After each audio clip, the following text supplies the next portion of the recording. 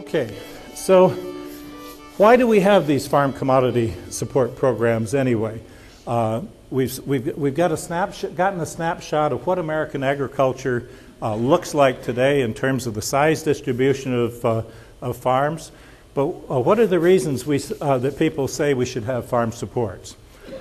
Historically, from 1933, when we started the farm programs, it was to raise low farm family incomes. In the 30s, in the depths of the Depression, the average farm income was 40% of the severely depressed non-farm income. So farmers were really doing significantly less well than people in the rest of the economy who weren't doing very well themselves. But most of our farm programs distribute the benefits in proportion to sales of agricultural commodities. That's why the big farms got the bulk of the payments that we saw in the previous slide. So when most payments go to the larger producers whose family incomes and wealth are well above average, a lot of people are saying, well, why are we doing that? And the really low-income farmers, those the bars were way below the median family income in that previous chart, they receive very little from the farm programs. So you simply cannot justify our farm programs by any stretch of the imagination in terms of being effective anti-poverty programs helping low-income producers who generally don't have very much land, don't produce much, and furthermore, 93% of all these commodity program payments go to the producers of 5 commodities: corn, soybeans, wheat, rice, and cotton. 60% of American agriculture gets no support whatsoever. All of animal agriculture except dairy and the entire fruit and vegetable industry get no government support, and some of the low-income people are producing those other commodities as well. Now, the one argument for farm program payments that has the most validity in today's world is the objective of being a safety net that reduces the variability in the net income either gross or net income of farming. And farming is a risky business. You've got 2 significant sources of risk. One, the weather, which causes significant fluctuations in yield from year to year. And you can get completely wiped out in agriculture if you have the wrong climatic conditions that year. And prices. Commodity prices are notoriously volatile from year to year. So you've got both the price and the yield, and price times yield equals revenue. And so you've got variability coming from both the price side and the yield side. Now, and when you add on to that the fact that agriculture is a highly capital-intensive business today, the average investment in capital equipment, in buildings, machinery on U.S. farms today, the investment per person employed in agriculture is twice that of the manufacturing sector of the United States. So it is a highly capital-intensive business, and much of that capital is really specialized. Say if you've got an investment in a complement of cotton harvesting or cotton production equipment, there isn't much else you can do with that cotton picker except pick cotton.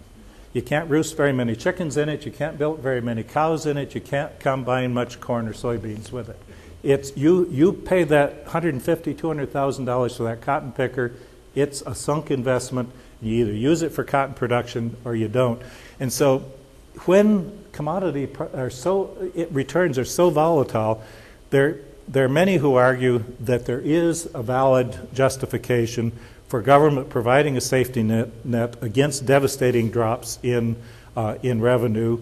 But those who oppose that say, but farmers are the only industry left in the United States that has income averaging. Farmers can average 4 years' revenue when they file their 1040. No other business in the U.S. has income averaging anymore. Many farmers can use cash accounting, which gives them great flexibility to shift revenues and costs back and forth between 2 fiscal years. And of course, we have a highly developed, the most developed in the world, futures markets, where you can buy price insurance against devastating movements in commodity prices. And on top of that, we have a highly subsidized crop insurance program that's also subsidized through the Farm Bill.